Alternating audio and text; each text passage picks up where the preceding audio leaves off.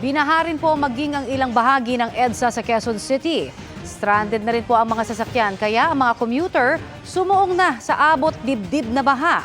At live mula roon, nakatutok si Maki Pulido. Maki? Alam mo, Connie, mula alas 8 ng umaga kanina ay talagang tigil ang traffic sa bahagi ng EDSA dito sa may Muñoz Market, Quezon City. So tigil yung traffic on both sides. Southbound o yung papunta ng Makati at northbound o yung papunta ng Caloocan. Pero pagpatak ng alas 6 ng gabi ay nagsimula na gumalaw yung traffic. Na unang gumalaw yung southbound, yung papuntang Makati dahil may mga nagtangka na, humupa na yung tubig ng bahagya. So may mga nagtangka na una munang gumalaw yung mga bus at yung mga truck at nung mas bumaba pa ay sumunod na maging yung mga sasakyan. Pagkatapos ng siguro mga 20 minutes ay sumunod na yung northbound lane, yan yung papunta ng Caloocan.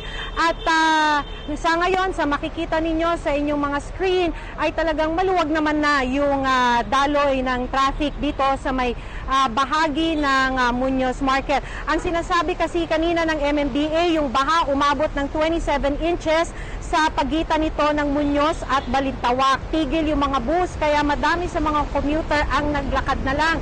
Naku, kawawa talaga yung mga commuters na napilitang maglakad, dahil sumuong yung mga commuters sa baha. Minsan, habang napakalakas pa ng buhos ng ulan.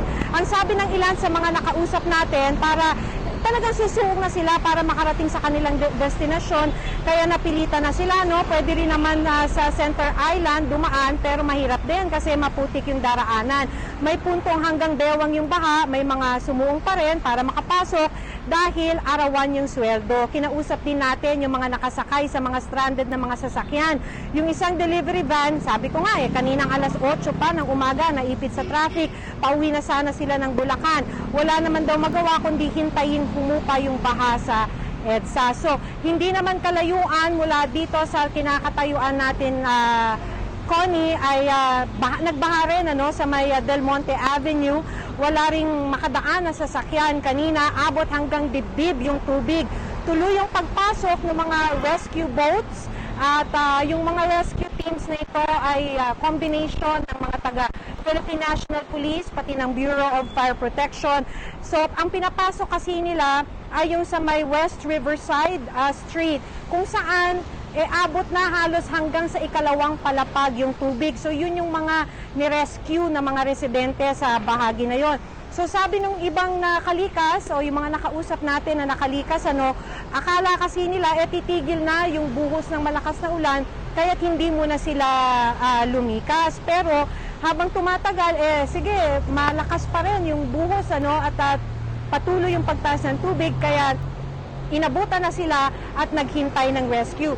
So pakinggan lang natin yung mga pahayag ng ilan sa mga nakausap natin ngayong araw, Connie. Malalim doon yung tubig, ma'am. Ano kalalim? Yung hanggang dito. Kasi galing ako po sa Baysa, naglalakad lang ako. Bakit sinuong nyo pa rin? Bawal kasi mag-absent. Tiyaga lang po, ganun, kahit ano. Ano ba mangyayari pag di kayo pumasok ngayon? So, walang panggastos. Langoy ko na nga sila lahat. Nire-risk ko para hindi sila malunod. Anong oras kayo nagsimulang ma-stranded? Alas 8 pa po kami dito Hanggang ngayon, di pa rin po kami makaalis. Malaundoy na Umabot na po. Isang dangkal na lang kami ng duy Ngayon naman, mga 3 pa.